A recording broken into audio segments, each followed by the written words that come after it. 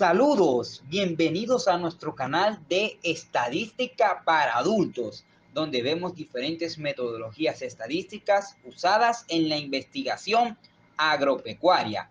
En esta ocasión vamos a estudiar cómo estimar los efectos fijos en modelos estadísticos de evaluación genética.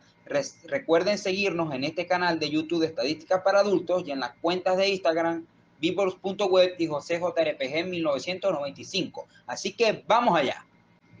Ahora vamos a estudiar qué son los efectos fijos del modelo estadístico lineal. Es simplemente variables no genéticas que causan variabilidad en el fenotipo de los individuos o de los animales de la población o rebaño.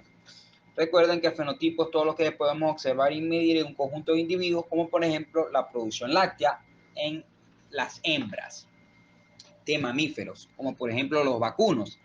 Entonces, este fenotipo es igual al genotipo más esos efectos ambientales que llamamos no genéticos: nutrición, alimentación, sanidad, bienestar, etcétera. Entonces, todos estos efectos fijos son estos efectos que causan variación, que los animales produzcan más o menos, dependiendo de su efecto, en su fenotipo. Tenemos el siguiente ejemplo, donde tenemos 6 animales. Estamos estudiando el peso de los animales y el factor fijo de ganadería. Hay en este caso 2. Como una de las ganaderías puede cuidar mejor a sus animales, proporcionar un mejor confort, puede haber variación entre los niveles del factor ganadería. Es decir, en una de las ganaderías pueden haber animales con mejores pesos porque cuidan mejor a sus animales. Por lo tanto, queremos eliminar la variación que ocasiona ganadería con el fin de evaluar a los animales genéticamente de una manera más justa. Al mismo tiempo, las soluciones para el efecto ganadería deben darnos un valor que describe la superioridad o, por el contrario, inferioridad de los rendimientos de la ganadería por cualquier cosa que no fuera el valor genético de los animales. Es decir, que tenemos efectos fijos ajustados por los aleatorios y efectos aleatorios ajustados por los efectos fijos, que se traduce como los valores genéticos ajustados por los factores no genéticos que causan variabilidad en el fenotipo de los individuos. Entonces, más abajo vemos unas fórmulas clásicas de mínimos cuadrados generalizados, pero si conociéramos las predicciones aleatorias del modelo, podríamos obtener las estimaciones de los efectos fijos de mínimos cuadrados generalizados sin tener que invertir la matriz de varianza y covarianza fenotípica.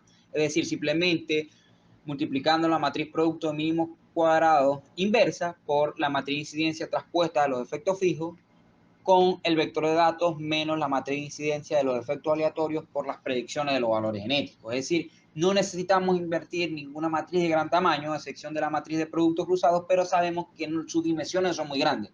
Es decir, nos quitamos el problema de invertir B a la menos 1, pero ganamos un nuevo problema porque no conocemos las predicciones de los valores genéticos ajustados por los efectos fijos. Así que básicamente esta fórmula sirve simplemente como una demostración teórica. Rápidamente vamos a hacer la estimación por mínimos cuadrados ordinarios. No voy a hacer mucha mención en esto porque ya lo hemos visto en otros videos, pero siempre no está de más recordarlo. Simplemente la inversa de la matriz de producto cruzado mínimos cuadrados por el RHS y nos va a dar entonces las medias o promedio de los niveles de los efectos fijos que estamos estudiando, en este caso 2 niveles.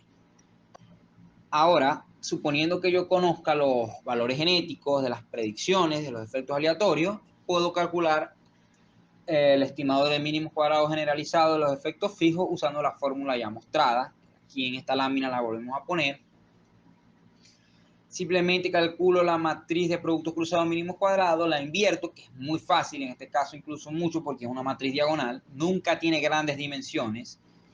Y luego le resto a la matriz, perdón, al vector de datos, el producto de la matriz de incidencia de los efectos aleatorios por los valores genéticos, como vemos en pantalla. Luego resto el vector de datos, el producto de lo que llamo yo aquí, lo voy a llamar el producto aleatorio, es decir, la matriz de incidencia Z con los valores genéticos, y tengo un vector de datos ajustado por los efectos aleatorios.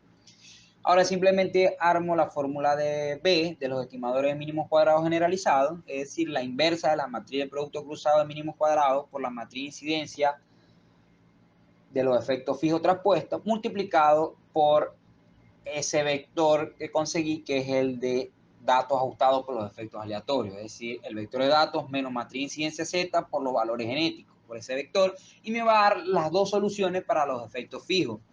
que en este caso es 425 kilos y 409 kilos.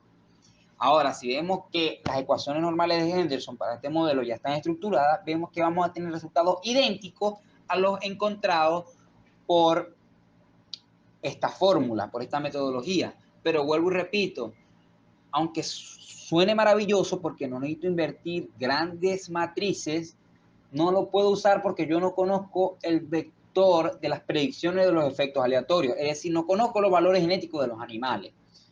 Si son conocidos, entonces sí puedo aplicar esto, pero como son desconocidos, no puedo aplicar esto directamente, así que solo sirve como una demostración teórica. Pero se puede notar que da exactamente lo mismo que solucionando las ecuaciones normales de Henderson. Es decir, multiplicando la inversa de la matriz de coeficientes por el vector del lado derecho o el RHS. Por último, podemos hacer esto en álgebra de escalares usando la fórmula en pantalla, que simplemente B sub I va a ser igual a la suma de los datos de los individuos que están dentro del nivel del efecto fijo, menos los valores genéticos, o la suma de los valores genéticos de los animales que pertenecen a ese nivel del efecto fijo, y todo eso dividido entre el número de datos que tiene ese nivel. Entonces, en B1 tenemos 2 en el denominador porque solo hay 2 datos para la ganadería 1. Y en el numerador tenemos 415 más 430, que son los datos, la suma de los datos de los animales, o sea, del pesaje de ese nivel del efecto, que pertenecen a ese nivel del efecto fijo, menos la suma de los valores genéticos de esos dos animales, que en este caso es negativo porque sus predicciones fueron negativas, y nos va a dar una estimación idéntica a la que encontramos usando la fórmula con álgebra matricial, idéntico también a la que usamos resolviendo las ecuaciones normales de Henderson. Luego para B2 aplicamos lo mismo, ya el denominador cambia a 3 porque tenemos 3 datos para el nivel del efecto fijo ganadería 2. Y todo lo demás es lo mismo.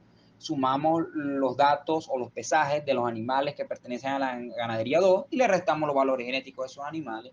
O la suma, le restamos la suma de los valores genéticos de esos animales y nos va a dar 409.53. Es decir, un valor idéntico a lo que vimos en la lámina anterior. Muchísimas gracias. Recuerden seguirnos en este canal de estadística para adultos y en las cuentas de Instagram. ¡Saludos!